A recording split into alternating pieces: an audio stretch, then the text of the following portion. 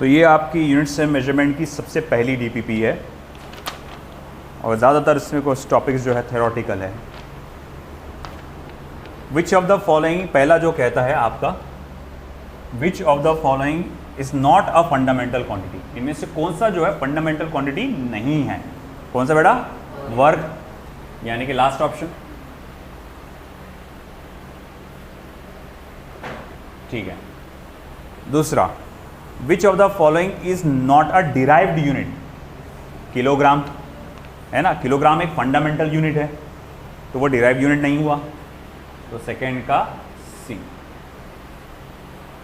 Third, which of the following is not the name of a physical quantity, time एक physical quantity है, impulse एक physical quantity है, mass भी एक physical quantity है, kilogram एक यूनिट है ना, तो ये डी। फोर्थ, लाइट ईयर ये क्या चीज़ है? It is the distance travelled by the light in free space in 1 year. अच्छा, फोर्थ वाला वाक्य, विच of the following has the same unit in all the 3 system of units, time, तो भैया C option. Light year क्या है बेटा? Distance travelled by the light in free space in 1 year, है ना। क्या होता है कि जब आप स्पेस में किसी चीज़ का डिस्टेंस कैलकुलेट करना चाहते हैं, ये फलाना फलाना प्लेनेट यहाँ से कितना दूर है, तो उसको जो कैलकुलेट करते हैं ना in terms of light year calculate करते हैं, ये इतना लाइट ईयर दूर है, उतना लाइट ईयर दूर है, इसका मतलब होता है कि एक साल में लाइट कितना ट्रैवल करती है, उस हिसाब से उसका अंदाज़ा लगाया जाता है। चलो, फिफ्थ का C. Sixth, which one of the following instrument is not use to measure the length, अरे नाम से ही पता चल रहा है, एटॉमिक क्लॉक, क्लॉक घड़ी के लिए इस्तेमाल होता है ना। हाँ, बाकी क्या आप सोच रहे होंगे सर ये स्पीरोमीटर, ये वर्नियर कैलिपर्स, क्यूबाइड, ये सब आएगा तुम्हारे को अभी, है ना। Light year is the unit of distance, है ना, डिस्टेंस नापने का यूनिट है, तो सेवेंथ का क्या आएगा फिर आपका A. Which of the following is the smallest unit, इसमें से सबसे छोटा यूनिट कौन सा है? फर्मी, 10⁻⁻15 होता है, तो सबसे छोटा हुआ वो, तो 8th का सी। 9th का, which of the following is not the unit of length, radian angle का यूनिट है वो, वेरी गुड बेटा। 10th, the unit of angular acceleration is C, angular acceleration आपका रेडियन पर सेकेंड स्क्वायर करके होता है, अभी आपको होना बाकी है, तो एंगुलर एक्सेलरेशन क्या आएगा? सी। जूल सेकेंड है ना, नहीं, वर्क का है सिर्फ जूल, वहां पर जूल सेकेंड करके है, एंगुलर मोमेंटम होता है। बोले कैसा? तो देखो आपको पहले बताता हूं, जैसे कि मैंने क्या कहा, जूल ये किसका यूनिट है? वर्क का यूनिट है, ठीक है। वर्क का फॉर्मूला क्या होता है बेटा? है ना, फोर्स इनटू डिस्प्लेसमेंट। फोर्स को क्या लिख सकते हैं बेटा आप? मास इनटू एक्सेलरेशन। मास का यूनिट क्या होता है बेटा? किलोग्राम। एक्सेलरेशन का क्या यूनिट होता है बेटा? मीटर पर सेकेंड स्क्वायर, है ना, और इनटू सेकेंड, तो ये सेकेंड सेकेंड कटा, क्या बचा? किलोग्राम मीटर पर सेकेंड। तो भैया ऐसा है कि ठीक है, वर्क का जैसा देखो, सॉरी वर्क का नहीं, सॉरी, अरे यार ये सेकेंड, रुको 2 मिनट, गड़बड़ कर दिया मैंने।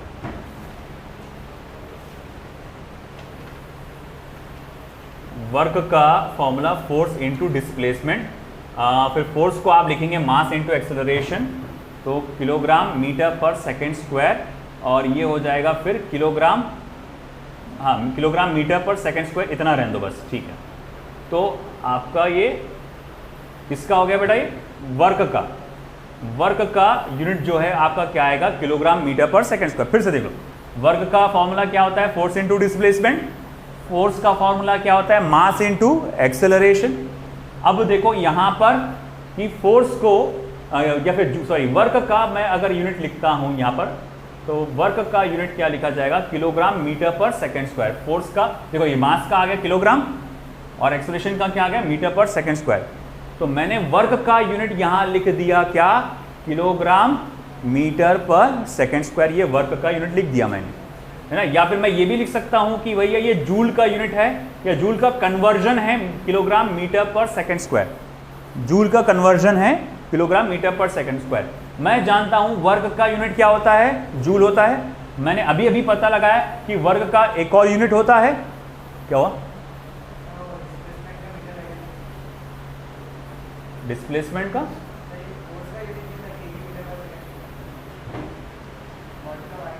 अरे यार रुक, फिर से लेते इसको, सब गड़बड़ कर रहा है, रुक जा, फिर से लेते हैं। देखो वर्क, हाँ तो वर्क का फॉर्मूला क्या होता है, फोर्स इनटू डिस्प्लेसमेंट। ओके ठीक है, फोर्स का हमारे पास क्या है, mass into acceleration into displacement. Mass का क्या है, किलोग्राम, एक्सेलरेशन का क्या है, मीटर पर सेकेंड स्क्वायर, और डिस्प्लेसमेंट का क्या है बेटा, मीटर, हाँ बराबर। तो ये हो जाएगा किलोग्राम मीटर स्क्वायर पर सेकेंड स्क्वायर। तो ये किसका आया, वर्क का यूनिट आया, किलोग्राम मीटर स्क्वायर पर सेकेंड स्क्वायर। मगर मैं ये बात जानता हूं कि आपका भाई वर्क का एक और यूनिट होता है, वो होता है जूल। तो मैं ये लिख सकता हूं कि 1 joule is equal to 1 kilogram metre square पर सेकेंड स्क्वायर। 1 जूल किसके बराबर है, 1 किलोग्राम मीटर स्क्वायर पर सेकेंड स्क्वायर के बराबर है। अच्छा ठीक है, मैं मान लिया। तो 1 जूल सेकेंड कितना होगा, तो बोले इसको आपको क्या करना पड़ेगा, सेकेंड यानी कि सेकेंड से मल्टीप्लाई करना पड़ेगा। तो चलो ठीक है, इसको काटे तो फिर ये क्या बन गया, किलोग्राम मीटर स्क्वायर पर सेकेंड। ये 1 जूल सेकेंड का आ गया। अब अगर मैं बात करता हूं एंगुलर मोमेंटम की, एंगुलर मोमेंटम का फॉर्मूला क्या होता है, mvr। m stands for mass, mass का क्या होता है यूनिट, किलोग्राम। वेलोसिटी का क्या होता है बेटा, मीटर पर सेकेंड, और डिस्टेंस का क्या होता है, मीटर, जिसको आगे सॉल्व करने पे क्या बनता था, किलोग्राम मीटर स्क्वायर पर सेकेंड। अब देखो इसका देखो यूनिट और इसका यूनिट देखो क्या आ रहा, सेम आ रहा ना, जूल सेकेंड का यूनिट किलोग्राम मीटर स्क्वायर पर सेकेंड, एंगुलर मोमेंटम का यूनिट किलोग्राम मीटर स्क्वायर पर सेकेंड। तो भैया इसका मतलब हुआ जूल सेकेंड किसके बराबर है, एंगुलर मोमेंटम के बराबर है, यानी कि ये हो जाएगा 11th का डी। 12th एसआई यूनिट क्या है एनर्जी की, जूल, यानी कि C. 13 which of the following is not a unit of energy, second kilogram metre पर सेकेंड। ये किसकी यूनिट है, आपके मोमेंटम की यूनिट है ना, तो ये सेकेंड बी करके आएगा। फिर उसके बाद 1 नैनोमीटर इज इक्वल टू, अच्छा मिलीमीटर के साथ भी बोला है, सेंटीमीटर के साथ भी बोला है, कंपैरिजन। 1 नैनोमीटर किसके बराबर होता है ना। अब देखो मिलीमीटर के साथ भी देखना है कंपेयर करके, सेंटीमीटर के साथ भी देखना है। कि देखो सबसे पहले मैं मिलीमीटर वाला देखूंगा। मुझे मालूम है कि 1 मीटर बराबर 10⁻⁹ नैनोमीटर, और 1 मीटर 10⁻³ मिलीमीटर। 1 मीटर बोले तो 10⁹ नैनोमीटर के बराबर है, और 1 मीटर बोले तो 10⁻³ मिलीमीटर के बराबर है। अब दोनों को इक्वेट करो, 10⁻⁹ nanometre is equal to 10⁻³ millimetre. तो 1 nanometre is equal to 10⁻³ - 9 millimetre, यानी कि 10⁻⁻6 मिलीमीटर। तो 1 नैनोमीटर 10⁻⁻6 मिलीमीटर के बराबर होता है। ऐसा कोई ऑप्शन मौजूद है क्या, नहीं मौजूद है, तो ये ऑप्शन तो गलत है। चलो अब सेंटीमीटर के साथ देखते हैं फिर से। 1 मीटर बराबर 10⁻⁹ नैनोमीटर, 1 मीटर बराबर 10⁻² सेंटीमीटर। अब दोनों को आप इक्वेट करो, तो 10⁻⁹ नैनोमीटर बराबर 10⁻² सेंटीमीटर।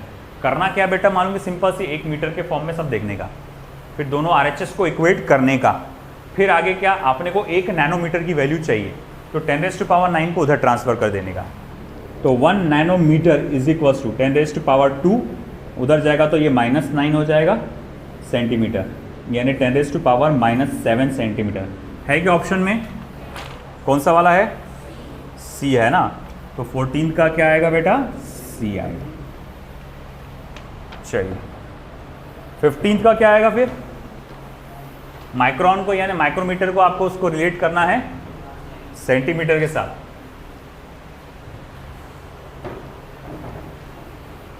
फिर से मैं क्या करूंगा, कैलकुलेट करने के लिए पहले 1 मीटर को माइक्रोमीटर के फॉर्म में लिखूंगा। तो 10⁻6 माइक्रोमीटर, बड़े से छोटा करा तो पॉजिटिव आया है ना। फिर मैं बोलूँगा देखो 1 मीटर बराबर 10⁻²⁴ सेंटीमीटर। फिर मैं बोलूँगा ओके दोनों को इक्वेट करो, 10⁻⁶ micrometre is equal to 10⁻² centimetre. 1 micrometre is equal to 10⁻² -6 centimetre, यानी 10⁻⁻4 सेंटीमीटर, यानी कौन सा हुआ? D option. चलिए बताइए स्कोर देखते हैं क्या है। तो 15 में से 15 करेक्ट,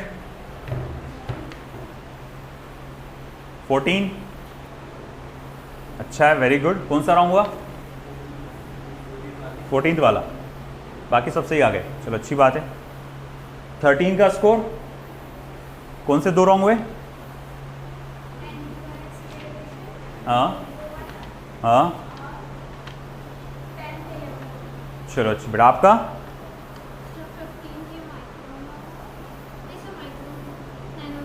नैनोमीटर वाला अभी समझ में आ गया ना, वो है ना?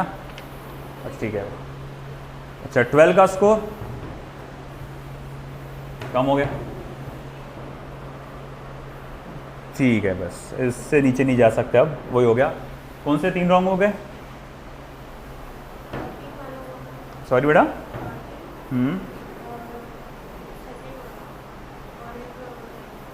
अच्छा 7, 3rd 4th 5th लाइन से तेरा 3rd 4th 5th थ्योरेटिकल, वो भी आसान था वो तो बहुत। हाँ ठीक है चलो, अब समझ में आ गया ना, वो क्लियर हो गया ना? ठीक है चलो। So this was your first DPP. अब हम आगे बढ़ते हैं अगले टॉपिक पे, दैट इज डायमेंशनल एनालिसिस।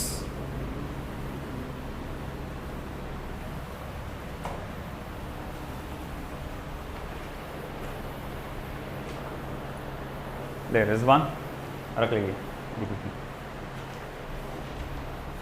चलिए 1.3 डायमेंशनल एनालिसिस। बेटा ये सबसे ज़्यादा इंपॉर्टेंट टॉपिक, सबसे ज़्यादा डायमेंशनल एनालिसिस। अमजद इंक डाल दो इसमें।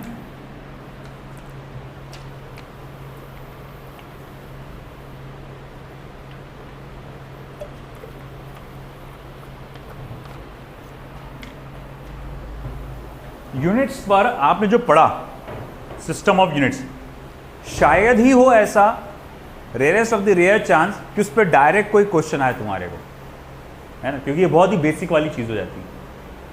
मगर डायमेंशन एक ऐसी चीज़ है जिस पे यकीनन तुमको क्वेश्चन रहेगा, नीट में भी रहेगा, जेई में भी रहेगा, हर जगह होता है। इसकी शुरुआत वहीं से है कि आप उसका बेस समझो सबसे पहले क्या है ना? तो मैं आपको पहले याद दिलाना चाहूँगा फंडामेंटल क्वांटिटीज़। याद है 7 फंडामेंटल क्वांटिटीज़ देखे थे अपन ने, है ना? तो मैं बोलूँगा फिर से, कौन से वो 7 फंडामेंटल क्वांटिटीज़ है भाई, बताओ तो ज़रा। Mass, length, time, current, temperature,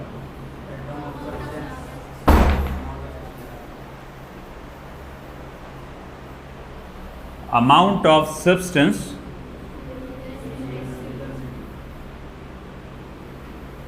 और था 7वां luminous intensity. Luminous intensity. Mass के लिए हम सिंबल का इस्तेमाल करते हैं कैपिटल M, लेंथ के लिए कैपिटल L, टाइम के लिए T, करंट के लिए I नहीं तो A, टेम्परेचर के लिए K नहीं तो थीटा, अमाउंट ऑफ सब्सटेंस के लिए MOL, और ल्यूमिनस इंटेंसिटी के लिए I नहीं तो CD का इस्तेमाल किया जाता है। सिंबल्स, है ना? अब ये क्या है, आपको याद होगा फंडामेंटल क्वांटिटी के मैंने बारे में बताया था कि ये बुनियादी है, सारे इसी से मिलकर बने हैं, सारी फिजिकल क्वांटिटीज इसी से मिलकर बने हैं। अब जैसे याद होगा अपन ने कॉफ़ी के बारे में डिस्कस किए थे, है कि नहीं? एस्प्रेसो, ब्लैक कॉफ़ी, है ना, कैपेचिनो, ये सब क्या रहता? मामूली सा रहते, इंग्रेडिएंट्स वही रहते हैं, सिर्फ फ़र्क क्या का रहता है ना, क्वांटिटी का, और क्वांटिटी का फ़र्क होने की वजह से क्या हो जाता है, उनका नेचर ही बदल जाता है। वैसी से खेल यहाँ पर है, वही क्वांटिटीज़ रहेंगी, ये वही फंडामेंटल क्वांटिटीज़ रहेंगी, मास, लेंथ, टाइम, टेम्परेचर, वो सब वही रहेगा, मगर उनकी सिर्फ क्वांटिटी बदलने की वजह से उनका नेचर बदल जाता है। वैसे डिफाइन कैसे किया जाता है, तो इसको फंडामेंटल क्वांटिटी को, फंडामेंटल क्वांटिटी को हम इसको ऐसा डिफाइन, सॉरी फंडामेंटल नहीं रहे बाबा, डायमेंशन को हम ऐसा डिफाइन करते हैं, dimension is defined as the power to which a fundamental quantity must be raised, the power to which a fundamental quantity must be raised in order to represent the given physical quantity।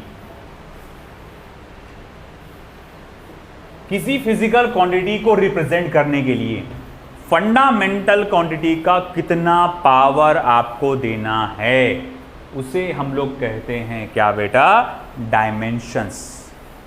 बोले कैसा, बताते हैं, बिल्कुल बताते हैं। मैं बोलूंगा देखो, अगर मैं बात करता हूं physical quantity which is name as mass, mass खुद में एक क्या है, फंडामेंटल क्वांटिटी है।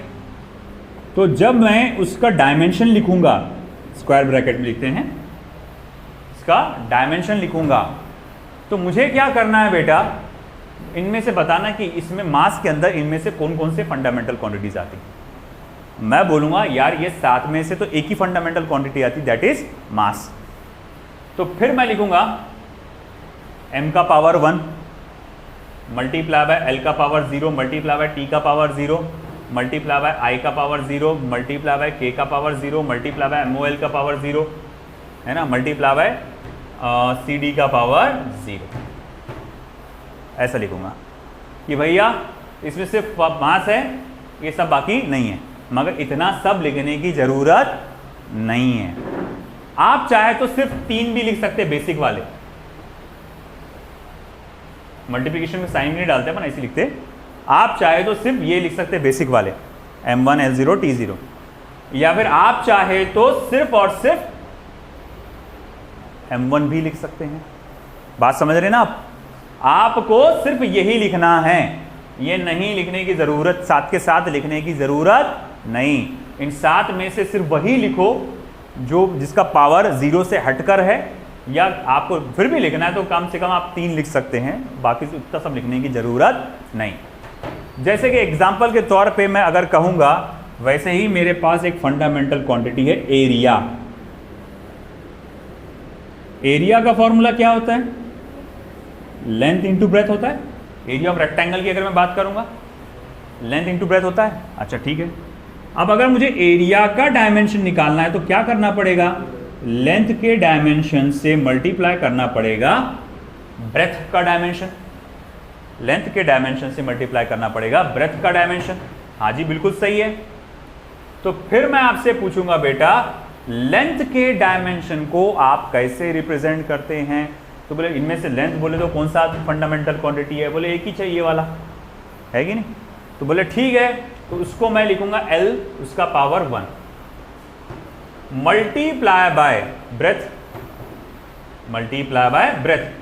ब्रेथ क्या है? वो भी एक लेंथ की कैटेगरी में आता, तो उसका P क्या लिखेंगे? L का पावर 1। अब यहां पर लेंथ कितनी बार आ गया? 2 बार मल्टीप्लिकेशन में। पावर क्या होगा? ऐड होगा। तो मैं कहूंगा भैया एरिया का डायमेंशन क्या होगा? L²।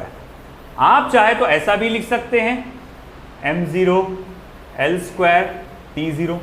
किसी किसी किताब में L पहले आया M बाद में आया, कोई फर्क नहीं पड़ता, सीक्वेंस से भी कोई फर्क नहीं पड़ता। किसी किताब में सिर्फ L² लिखा हुआ है, किसी किताब में m0 L² T0 लिखा हुआ है। सबका मीनिंग क्या है? एक ही है। बात समझ रहे ना आप? है ना? ठीक है। फिर कोई बोला होगा सर आपने ये वाला फॉर्मूला ले लिए, अगर हम सर्कल का फॉर्मूला लेंगे तो तब भी क्या एरिया का डायमेंशन वही आएगा क्या? जी हाँ वही आता है। हम कैसे माने, एक बार प्रूफ करके दिखा। तो देखो बेटा, एरिया का फॉर्मूला क्या होता है? पाई आर स्क्वायर है ना। पाई खालिस नंबर है, पाई 3.142 एक ओनली क्या है, नंबर है। नंबरों का डायमेंशन नहीं होता। नंबरों का डायमेंशन कांस्टेंट चीज़ों का डायमेंशन, याद रखना, नंबरों का कांस्टेंट चीज़ों का डायमेंशन नहीं होता। तो पाई का डायमेंशन नहीं होगा। तो मैं बोलूँगा डायमेंशन ऑफ एरिया क्या रहेगा, तो सिर्फ डायमेंशन ऑफ रेडियस का स्क्वायर, डायमेंशन ऑफ रेडियस का स्क्वायर। बात समझ में आया ना? ये पाई को मारो गोली, बस पकड़ो किसको, रेडियस को, तो डायमेंशन ऑफ रेडियस का स्क्वायर। फिर मैं आपसे पूछूंगा अच्छा ठीक है, बस बताओ आर म्हणजे का है रेडियस, यानी ये कौन सी फंडामेंटल क्वांटिटी हुई, लेंथ। तो भैया अच्छा ठीक है, इसको आप क्या लिखेंगे, एल का पावर 1 उसका स्क्वायर। फिर इंडाइसिस का रूल मालूम होगा, बोले कौन सा रूल, ए का पावर एम उसका power N is equal to A का पावर एम इंटू एन, है ना। तो भैया अब ये 1 इंटू 2 होके क्या बनेगा, एल स्क्वायर। अरे भाई बताओ वही डायमेंशन आया कि नहीं आया, है कि नहीं, समझा कि नहीं समझा? ठीक है। और अपने को वही करना है, अपने को सारे डायमेंशन याद रखना है। सारे बोलते 200-250 याद नहीं रखना है अपने को बेसिक लेवल के तो भी याद रखना है। 25-30 रहेंगे, 15-20 शुरुआत के, वो याद रखना है और इजीली याद हो जाते हैं। वो कैसे आए, कैलकुलेट कैसे, वो सबसे पता चल जाता। अभी लिखते जाओ, अभी एरिया का लिखो। चलो फिर कौन मुझे बताएगा कि वॉल्यूम का डायमेंशन क्या आएगा, ओनली, वेरी गुड बेटा।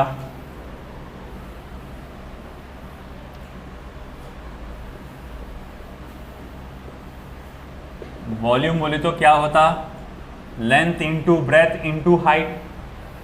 अमजद सुनो एक मिनट, अमजद वो वहाँ से इसको फिक्स कर दो थोड़ा सा, वो दरवाज़ा उसी पोजीशन में होना चाहिए जैसा है अभी, वो बार बार बंद हो जा रहा हवा से, तो वो लगा के ठीक कर दो फायदा।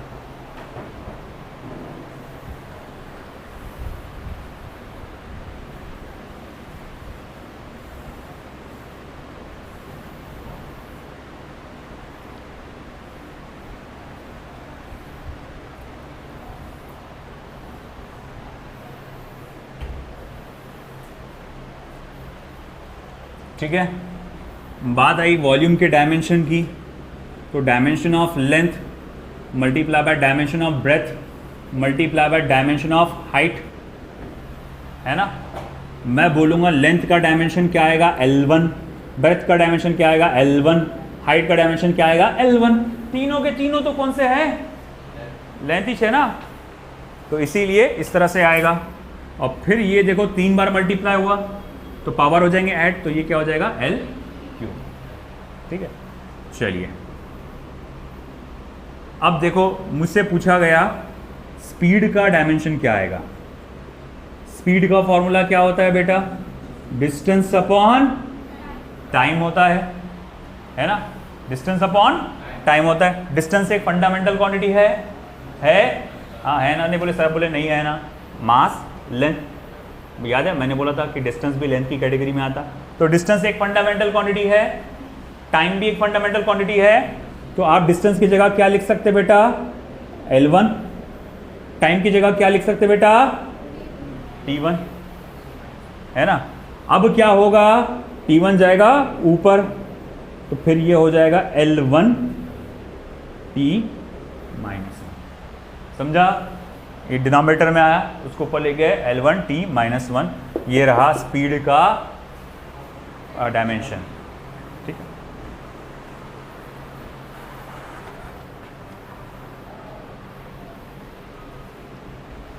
चलिए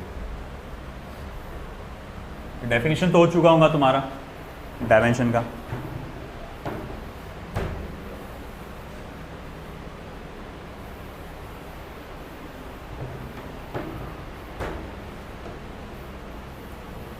एक्सेलरेशन, देखो एक्सेलरेशन का फॉर्मूला होता है change in velocity with respect to time. Velocity बोले भी तो वही चाहेगा, स्पीड और वेलोसिटी का डायमेंशन सेम होता है। अब एक्सेलरेशन का होता है change in velocity upon change in time. अब वर्ड चेंज आने से कोई फर्क नहीं पड़ता, वही रहता डायमेंशन। मतलब चेंज इन वेलोसिटी का डायमेंशन वही रहेगा जो कि वेलोसिटी का है, चेंज इन टाइम का डायमेंशन वही रहेगा जो कि टाइम का है। अब बोले ठीक है, चेंज इन वेलोसिटी म्हणजे स्पीड का डायमेंशन क्या रहेगा यार, वो तो हम ऑलरेडी जानते हैं, L1 t माइनस 1 है ना, स्पीड का पहले निकाल लिया ना अपन ने, तो चेंज इन वेलोसिटी का वही रहेगा L1 t माइनस 1। अब टाइम का डायमेंशन क्या रहता भैया, t1।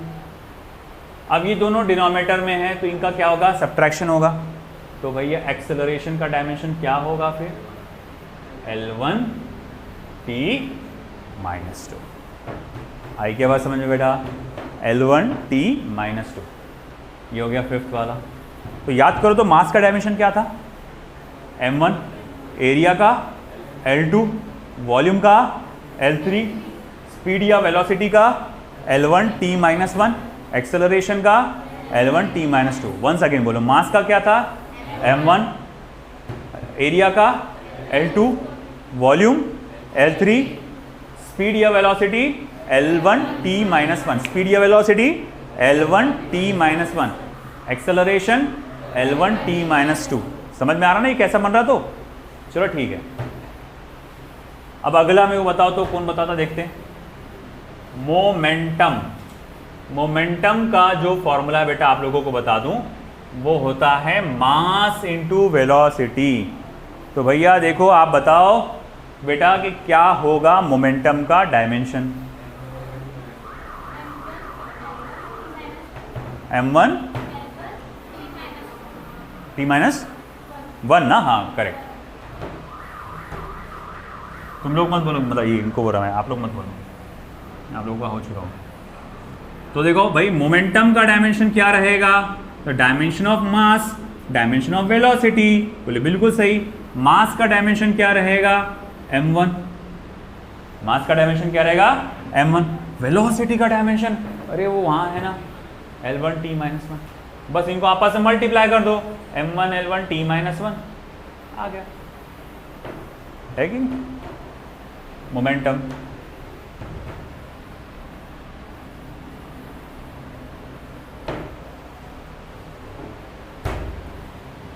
चलिए 7, डेंसिटी,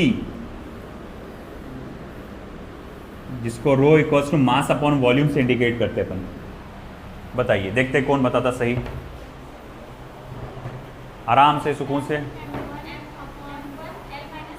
परफेक्ट, वेरी गुड बेटा, आपने अपॉन बोले वो भी सही है, अपॉन में जाके ऊपर हो जाए बात, माइनस हो जाता हो।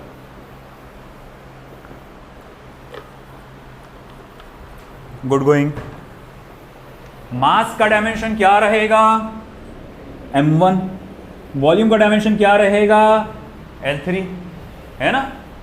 L3 को ले जाओ ऊपर, तो क्या बन गया m1 L माइनस 3।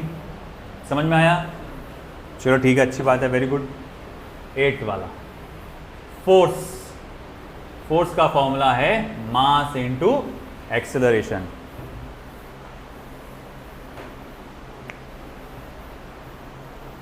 बोलो बोलो, वेरी गुड, परफेक्ट। अरे बहुत आसान, मास का डायमेंशन क्या होता है m1, एक्सेलरेशन का डायमेंशन क्या होता है L1 t माइनस 2। भैया दोनों को मिलाओ तो क्या बन गया m1 L1 t minus 2।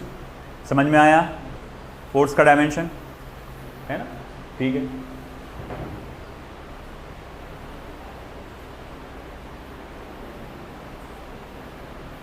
Pressure, pressure का फॉर्मूला क्या होता, force upon area.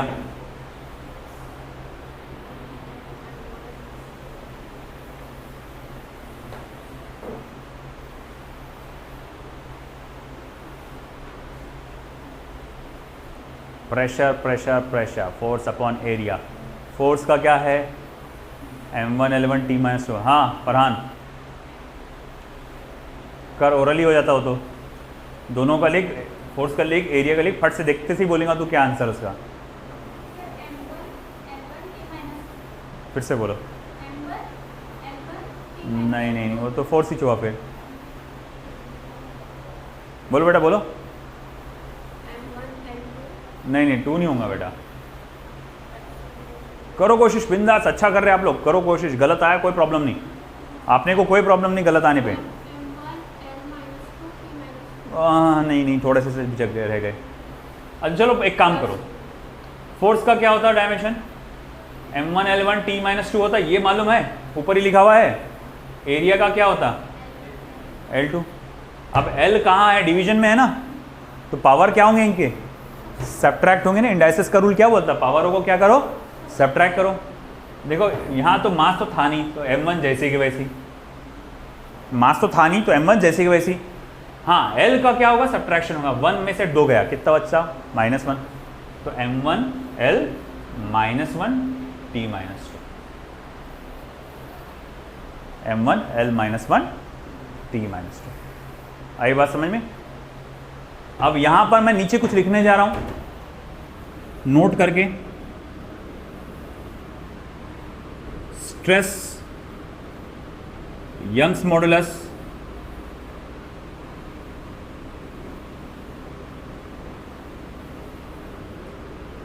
Bulk modulus shear modulus has the same dimension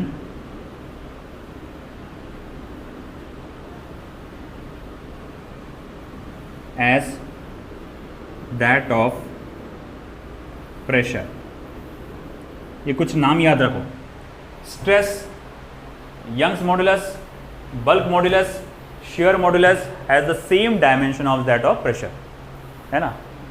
stress होता है रीस्टोरिंग फोर्स पर यूनिट एरिया, रीस्टोरिंग फोर्स पर यूनिट एरिया। अब रीस्टोरिंग फोर्स पर यूनिट एरिया, यही फॉर्मूला बन रहा ना, ऐसा ही फॉर्मूला बन रहा है, ये भी फोर्स अपॉन एरिया है, बस इतना है कि प्रेशर में जो फोर्स होता है वो नॉर्मल फोर्स होता है, नॉर्मल फोर्स अपॉन एरिया, और स्ट्रेस में वो रीस्टोरिंग फोर्स अपॉन एरिया होता है तो फोर्स ही ना, तो इसीलिए उसका भी डायमेंशन सेम आता है। फिर आई बारी यंग्स मॉडुलस। यंग्स मॉडुलस जिसको y से इंडिकेट करते, असल में ये रेशियो है longitudinal stress upon longitudinal strain का। ये आपको अभी नहीं हुआ, आपका हुआ नहीं, बहुत आगे की बात है ये अभी। Bulk properties, mechanical properties of solid का ही है, नहीं 11th पेज है। तो अब longitudinal stress upon longitudinal strain का है। अब स्ट्रेस बोले तो क्या है, लॉन्जिट्यूडनल स्ट्रेस क्या बोले तो स्ट्रेस की एक टाइप है, और लॉन्जिट्यूडनल स्ट्रेन बोले तो क्या है, स्ट्रेन की एक टाइप है। स्ट्रेस का डायमेंशन क्या है, m1 L-1 t-2, स्ट्रेस का डायमेंशन m1 L-1 t-2, और स्ट्रेन जो है बेटा it is a dimensionless quantity, मतलब उसका कोई डायमेंशन नहीं होता। अब इसका तो कोई डायमेंशन है नहीं, हाँ इसका है, तो फिर यंग्स मॉडुलस का डायमेंशन किसके बराबर रहेगा, जो कि लॉन्जिट्यूडनल स्ट्रेस का डायमेंशन है ना। बाद में बताऊंगा आपको डिटेल में, अभी सिर्फ ये समझाने के लिए कि लॉन्जिट्यूडनल स्ट्रेस का डायमेंशन किसके बराबर आ जाएगा, फिर यंग्स मॉडुलस के। तो इसीलिए बोला गया ये नाम बस ऐसे ही याद रखो, stress, Young's modulus, bulk modulus. तो या मॉडुलस आ गया तो समझ जाओ, वर्ड मॉडुलस आ गया, मॉड्यूला मॉडुलस अगर आ गया तो समझ जाओ कि क्या बोल रहा है वो, स्ट्रेस के बराबर या प्रेशर के बराबर का डायमेंशन रहेगा, ये याद रखना आपको।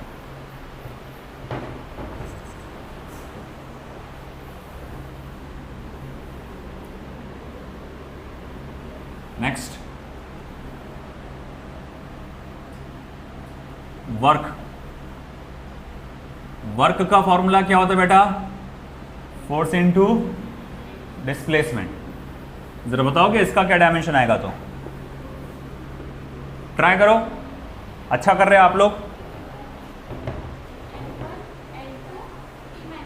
Very good. m1 L2 t-2, force का क्या होता है, m1 L1 t-2 नहीं होता है, फोर्स का m1 L1 t-2 है। S स्टैंड्स फॉर डिस्प्लेसमेंट, वो बार बार साला सेकंड ही समझ रहा उसको मैं, S स्टैंड्स फॉर डिस्प्लेसमेंट, तो L1 इंटू L1 कितना हो जाएगा, ये L का पावर 2, तो m1 L2 t-2, समझा ना। चलो अब ये 10 हुआ, इसको रिवाइज करो उसके डायमेंशंस।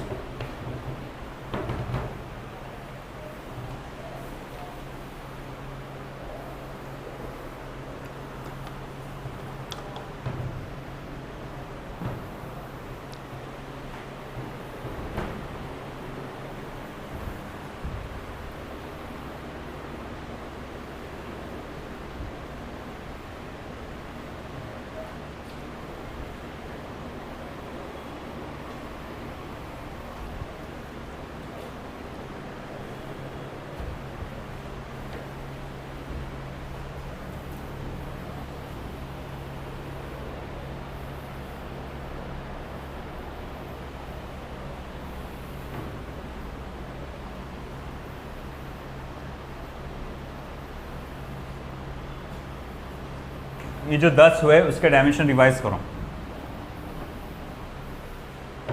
पहला मास डायमेंशन कितना है m1, दूसरा एरिया कितना है L2, तीसरा वॉल्यूम कितना है L3, चौथा स्पीड या वेलोसिटी कितना है L1t-1, पांचवा एक्सेलरेशन कितना L1t-2, छठा मोमेंटम कितना है m1 L1t-1, six seventh density क्या आएगा m1 L-3, seventh sorry eighth क्या है फोर्स कितना आएगा m1 L1t-2, नाइन्थ क्या है प्रेशर m1 L-1t-2, फिर टेंथ क्या आया वर्क क्या आया m1 L2t-2। ठीक है, चलो अब उसके आगे आते अपन काइनेटिक एनर्जी पे।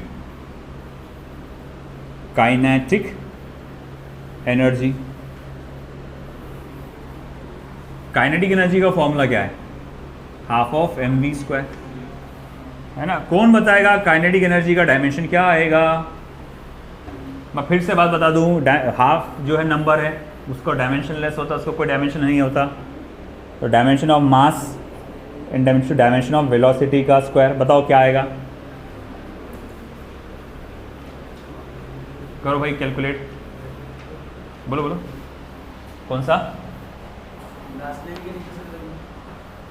ये वाला that of pressure, same dimension as that of pressure.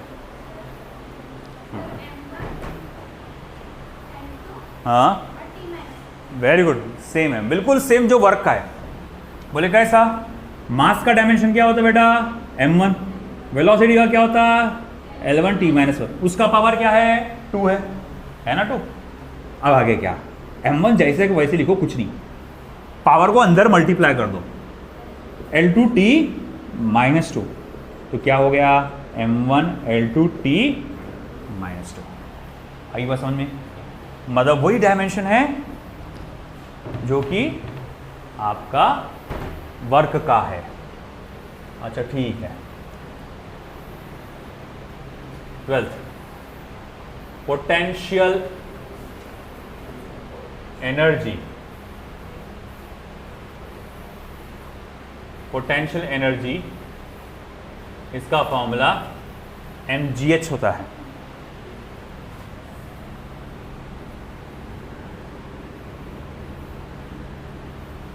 चलिए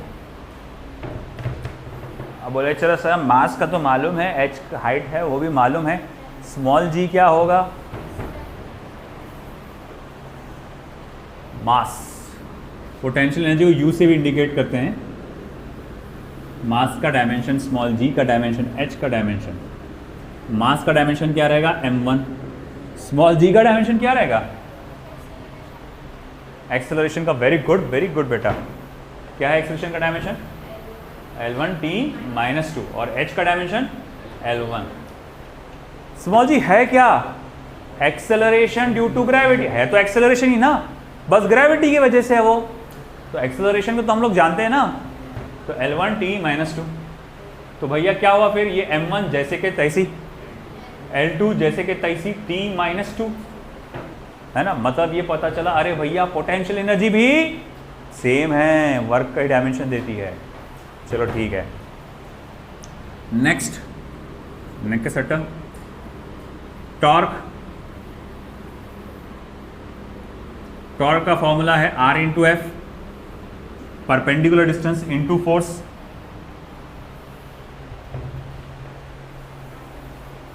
आराम से ठंडी सांस लो फिर बोलो फटाफट, देखते सबसे पहला आंसर किसका था।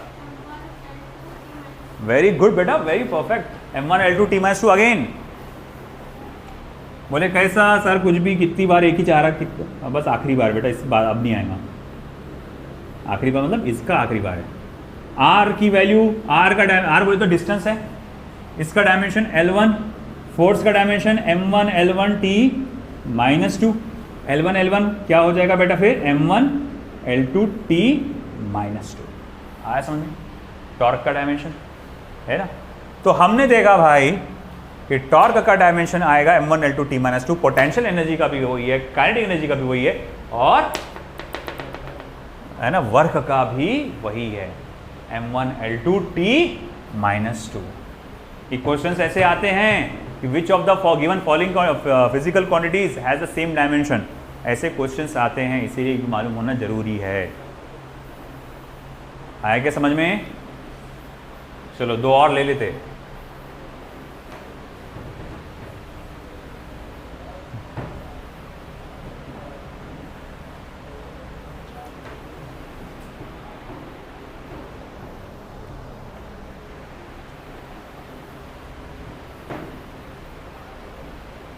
चाहिए पहले फ्रीक्वेंसी बताना पड़ेगा। फ्रीक्वेंसी जिसको n से f से नू से रिप्रेजेंट करते हैं, फ्रीक्वेंसी को सिंबल क्या क्या मालूम कि तुमको? n है, f है और एक ऐसा आता है u, उसको नू बोलते हैं, है ना। ये तीनों भी फ्रीक्वेंसी के सिंबल है ना। तो अब n यानी कि frequency, it is the reciprocal of time, time का रेसिप्रोकल होता है। फ्रीक्वेंसी बोले तो क्या होता है कि कोई भी एक्शन 1 सेकंड में कितनी बार हुआ है, उसको बोलते हैं फ्रीक्वेंसी। अगर कोई चीज़ सर्कुलर मोशन परफॉर्म कर रही है और वो हम कहते हैं कि उसने 1 सेकंड में 2 बार सर्कुलर मोशन परफॉर्म करी, तो हम कहते हैं उसका फ्रीक्वेंसी ऑफ रिवॉल्यूशन 2 हर्ट्ज है। समझ में आया ये? अगर कोई चीज़ जैसे पंखा रोटेशनल मोशन परफॉर्म कर रहा है, 1 सेकंड में ये 10 बार रोटेट कर लेता है, तो हम कहते हैं इसका 10 हर्ट्ज फ्रीक्वेंसी ऑफ रोटेशन है। कोई चीज़ आगे पीछे ऐसा ऑसिलेशन परफॉर्म कर रही है, 1 सेकंड में ये 5 बार आगे पीछे कर लेती है, तो इसको हम लोग कहते हैं फ्रीक्वेंसी ऑफ ऑसिलेशन। मैं यहाँ बात कर रहा हूँ, अपने जो बीच में हवा है ना, बीच में मौजूद मीडियम, वो ऐसा वाइब्रेट कर रहा है, ऐसा है ना। और जब आदमी बात करता है तो ऐसा वाइब्रेशन हल्का हल्का होता, जब लड़की बात करती करके ऐसा वाइब्रेशन होता। फिजिक्स है भाई, ऐसा नहीं कि मैं अपनी खुन्नस निकाल रहा लड़कियों पे, है ना, ऐसा कुछ नहीं है, फिजिक्स है भाई। ये जो मीडियम है ना, ये तेज़ी से वाइब्रेट करता है जब लड़कियां बात करती है। क्यों मालूम? कि उनकी आवाज़ की फ्रीक्वेंसी ज़्यादा होती है ना। आजकल फ़ोन आते, सॉफ्टवेयर आता है, उसके अंदर एक डाउनलोड करके आप वहाँ पर से लड़का आदमी बात कर रहा और सामने वाले को सुनाई क्या देता? लड़की की आवाज़ सुनाई देती। किसी ने ट्राई किया होगा ये, किसी ने किसी पर, मैंने तो बड़ा ट्राई किया हुआ है ना। तो अब ऐसा है कि आप बात तो करते हैं, मेरे हेलो कैसे हो, है ना, बात तो कर रहा आदमी, वो आज सामने वाला खुश क्योंकि उसको आ रही लड़की की आवाज़, हेलो कैसे हो करके। तो भैया यहाँ पर हमने क्या देखा बेटा, वो वाइब्रेट, तेज़ी से वाइब्रेट करता, तो यहाँ ये भी फ्रीक्वेंसी ऑफ साउंड कहलाता। तो कोई भी action in a given time, इसीलिए रेसिप्रोकल ऑफ टाइम। तो अब ऐसा है, देखो ठीक है, फ्रीक्वेंसी का फिर क्या आएगा डायमेंशन, सिंपल सा t-1, ठीक है। अब ऐसा है, अब अगला एक आता है प्लैंक्स कांस्टेंट। ये बहुत इंपॉर्टेंट है, ये जो बताने जा रहा हूँ बेटा, प्लैंक्स कांस्टेंट बहुत ज़्यादा इंपॉर्टेंट है। प्लैंक्स कांस्टेंट, इसको h से रिप्रेजेंट करते हैं, मतलब ये इंपॉर्टेंट है, जो एग्जाम्स में आते हैं ना, उनमें से एक डायमेंशन है ये प्लैंक्स कांस्टेंट। तो देखो भाई, प्लैंक्स कांस्टेंट का डायमेंशन क्या आएगा? प्लैंक्स कांस्टेंट का डायमेंशन निकालने के लिए आपको ये फॉर्मूले की जानकारी होना जरूरी है। E = h/ν, ये फॉर्मूला आपके लिए नया है, आप टेंशन मत लो, क्या है, बस इतना बता दो। E stands for energy, H stands for Planck's constant और ν स्टैंड्स फॉर फ्रीक्वेंसी, बोला ना, है ना। E क्या भैया? एनर्जी, H क्या है? प्लैंक्स कांस्टेंट, ν क्या है? फ्रीक्वेंसी। अब अपने को किसका डायमेंशन चाहिए? प्लैंक्स कांस्टेंट का। तो मैं इसको क्या करूंगा, E/ν लिखूंगा। मुझे प्लैंक्स कांस्टेंट का डायमेंशन चाहिए ना, तो E/ν लिखूंगा। अच्छा बेटा, एनर्जी क्या है? m1l2 t-2। ν की वैल्यू क्या है? t-1 है कि नहीं? अब -2 -1 क्या हो जाएगा बेटा? ये -2 + 1, तो -1, यानी कि ये फॉर्मूला क्या बनेगा प्लैंक्स कांस्टेंट का? फिर m1l2 t-1 है कि m1l2 t-1, याद रहेगा ना ये m1l2 t-1। बस एकदम आखिरी वाला, एंगुलर मोमेंटम। सर आखिरी बोल बोल के तुम बढ़ाते जा रहे, बस पक्का आज का आखिरी। एंगुलर मोमेंटम, इसका फॉर्मूला है mvr। चलो देखते हैं कौन निकालता सबसे पहला आंसर किसका था। फास्ट फास्ट फास्ट फास्ट, सबसे फास्ट आंसर कौन जीतेगा देखते हैं।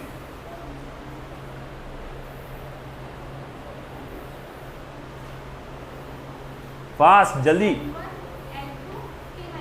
यस सेम आएगा। मास का क्या रहेगा, m1 ही रहेगा। वेलोसिटी का क्या रहेगा, L1t माइनस 1 ही रहेगा, हाँ या ना। r म्हणजे काय है, डिस्टेंस, तो डिस्टेंस का क्या रहेगा L1। करो मल्टीप्लाई, आपस में पावर ऐड हो जाएंगे। m तो अकेला है, t भी अकेला है, L 2 है, तो L का पावर 1, L का पावर 1, L2। तो भैया angular momentum m1 L2 t minus 1। अब इससे क्या समझ में आ रही भाई हमको, भाई हमको ये बात समझ में आ रहा कि प्लैंक्स कांस्टेंट और एंगुलर मोमेंटम का डायमेंशन सेम है। इसी साल एक क्वेश्चन आया था, विच of the given physical quantity has the same dimension. उसमें कंपैरिजन में कौन कौन था मालूम क्या, स्ट्रेन और एंगल था। बताऊंगा मैं, सॉल्व करूंगा जब बताऊंगा। आया समझ में, है ना। तो ये 16 डायमेंशन आज लिए अपन ने, और भी लेना है अपने को, बाकी की अपन कर लेंगे।